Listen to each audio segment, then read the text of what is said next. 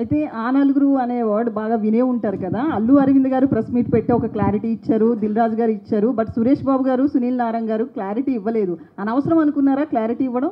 ఆ నలుగురు మీనింగ్ ఏమిటిది? థియేటర్స్ బంద్ మీద ఆ నలుగురు ఉన్నారు అని చెప్పి ఒక టాక్ వచ్చింది కదా. రాంగ్ అది. ఇవన్నీ ఆ నలుగురు ఏమిటిది? ఆ theatre list first of all మీరు అందరు స్టడీ చేయాలి.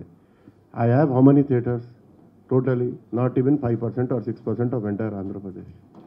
దానికి ఆ నలుగురు అరవింద్ గారి దగ్గర కూడా లేవు, దిల్రాజు గారి దగ్గర కూడా అంత లేవు. ఎవరి దగ్గర ఉన్నాయి? సురేష్ బాబు గారి దగ్గర అక్కడ ఆంధ్రాలో ఉన్నాయి కొన్ని. మా దగ్గర 70 థియేటర్స్ ఉంటే 40 బుకింగ్ ఉన్నాయి, 30 థియేటర్స్ లీజ్ ఉన్నాయి, అది కూడా గ్రౌండ్ లీజు ప్లస్ మల్టీప్లెక్సెస్ ఉన్నాయి. అది ఎంత percentage after all? 5 or 6 or 7%. దీని బిఫోర్ ఉంటే 10 years బ్యాక్, ఇప్పుడు లేదండి అంత. అది అనవసరంగా ఆ నలుగురు ఆ టాపిక్ ఎవరో పెట్టారు, ఏదో గడి చెప్తే ఉంటారు. ఆ నలుగురు ఏమిటిది? ఏం లేదు ఇక్కడ.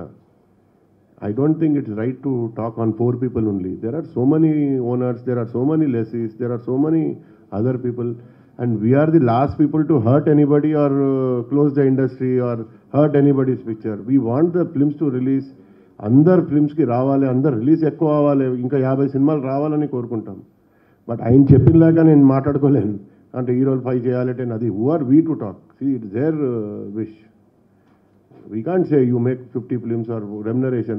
Who are we to decide? Sir, heroes are like gods, sir. In 145 crore population, there are how many heroes? 20 or 30 heroes in entire India, or maybe 40. They are gods. How can we talk against gods or for gods?